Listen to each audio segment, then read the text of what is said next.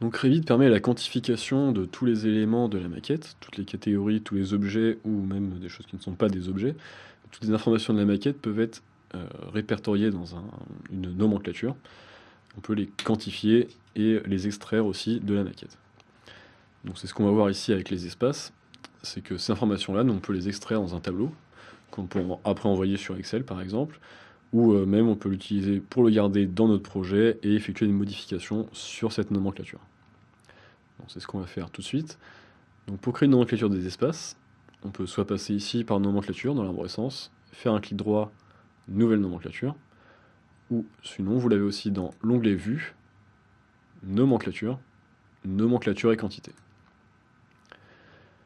Ici, vous allez devoir chercher la catégorie sur laquelle vous voulez réaliser cette nomenclature et c'est quantitatif. Donc ici, on va faire un quantitatif sur les espaces. Donc dans les catégories, je vais trouver ici espace.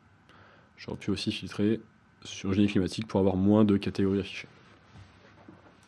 Donc je vais créer une nomenclature des espaces. C'est une table de composants, c'est-à-dire qu'il va prendre tous les éléments de la maquette et les lire en tant que composants dans mon Revit. On verra plus tard ce que c'est qu'une table de valeurs. Et donc je le crée bien à la phase nouvelle construction. Ok. Donc dans ce tableau, propriété de la nomenclature, je vais construire ma nomenclature. Donc je vois ici dans les champs disponibles. Donc sélectionner dans les champs disponibles à partir de espace, forcément vu que j'ai une catégorie espace. Je peux aussi récupérer des informations sur les pièces et des informations sur le projet. Donc ça dépend vraiment de quelle catégorie vous choisissez à la création de votre nomenclature. Là ici on va juste utiliser les espaces. Donc dans les espaces que je vais récupérer, c'est par exemple le nom de mon espace. Donc je sélectionne la catégorie et je la glisse à droite. Donc les champs de nomenclature sont dans l'ordre, ça veut dire que les colonnes vont s'afficher ici du haut vers le bas, ce sont les colonnes de gauche à droite dans votre nomenclature. Donc je vais prendre le nom, le numéro de ma pièce,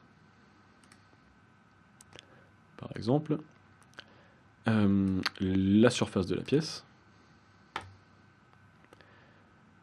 et je peux aussi sélectionner donc dans quelle zone elle est classée, ça pourrait être utile, et le type d'espace.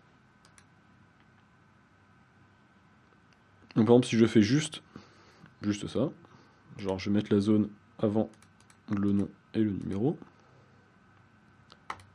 ok, voilà, je vais voir directement une nomenclature avec, donc c'est un peu comme du Excel, je peux changer ici les colonnes, je vais avoir une nomenclature avec tous mes paramètres, donc zone, nom, numéro,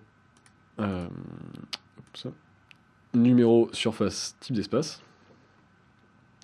avec ici toutes mes zones. Voilà, donc elles sont toutes mises un peu au hasard, parce que je n'ai pas encore trié ni regroupé des espaces et des zones.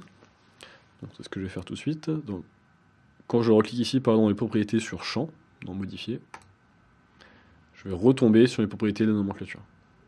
Voilà, j'en vais retrouver sur champ. Ici j'ai champ, filtre à gauche, j'ai la même colonne ici, trait de regroupement, etc. Et je vais avoir les mêmes dans la barre de propriétés à gauche. Donc dans les filtres, le filtre donc dans Revit, c'est si je veux garder, par exemple, faire une liste de mes espaces qui sont égales à une certaine zone. En gros, je veux exclure certains éléments.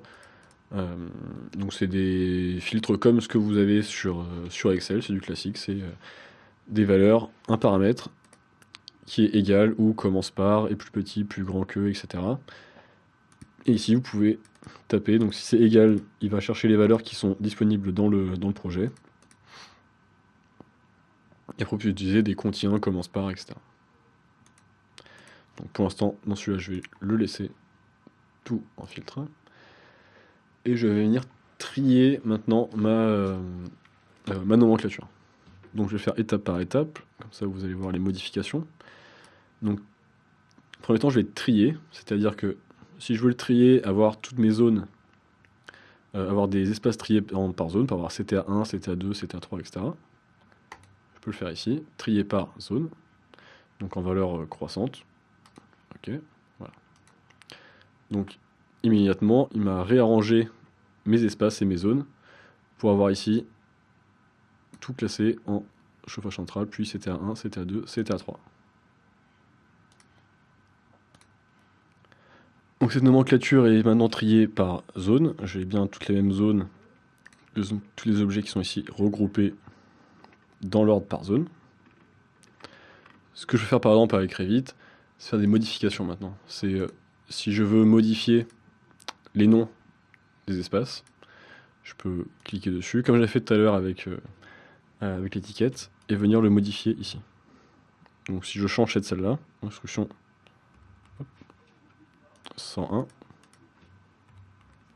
102 pour pouvoir la différencier par exemple, 103 et 104. Je peux cliquer dessus, même sur une sélection, et vous avez ici une option par exemple mettre en surveillance dans le modèle. Donc c'est juste pour que, vous voyez, donc il va essayer de m'ouvrir une vue où ces espaces sont visibles. Donc celle-là me satisfait. J'ai ouvert ces espaces, donc quand je clique dessus, instruction 104, instruction 103, instruction 102 et instruction 101. Donc ça correspond très bien à ce que j'ai modifié dans la nomenclature. Donc c'est important dans Revit, c'est que ces nomenclatures d'espace, nomenclature d'espace et nomenclature en général, vous pouvez modifier des paramètres dans la nomenclature et ils vont s'appliquer dans votre modèle. Donc ce que vous changez dans le modèle va être mis à jour automatiquement dans votre nomenclature, et vice versa. Si vous changez quelque chose dans la nomenclature, ça va s'appliquer à votre modèle. On peut voir aussi rapidement ici une petite option supplémentaire, donc dans Tri regroupement. Si je décoche en bas détailler chaque occurrence, voilà. Revit maintenant va comprendre qu'il doit trier par zone, mais il doit aussi regrouper par zone. Parce que détailler chaque occurrence, ça veut dire qu'il ne fait pas de regroupement de valeurs, il va juste me les trier en fonction des paramètres qui sont ici. Quand je décoche ici détailler chaque occurrence, et que je valide, il va me réunir tous mes espaces, donc je ne les vois plus parce qu'ils sont tous différents, et me les réunir ici dans les zones. Donc par exemple, si je veux avoir maintenant le calcul des surfaces de mes zones de traitement, je peux venir ici dans mise en forme, donc c'est le 4e onglet, donc c'est juste la mise en forme des en-têtes, etc. Mais surtout si je clique sur surface, sur des valeurs qui peuvent être calculées, donc sur du numérique, je peux venir ici, calculer les totaux. Donc calculer les totaux, voilà. J'aurai un cumul ici par zone de mes surfaces de traitement pour chaque zone de CTA. Je peux faire la même chose. Si je reviens ici sur tri regroupement, je peux rajouter des totaux généraux en bas de ma nomenclature et à me calculer le total de la colonne surface. Parce que c'est j'ai dit, je lui ai demandé de calculer les totaux des surfaces. C'était une approche assez brève des nomenclatures, donc pour la partie espace, devant un peu plus en profondeur pour chaque discipline des nomenclatures appliquées au CVC, à la plomberie et à l'électricité.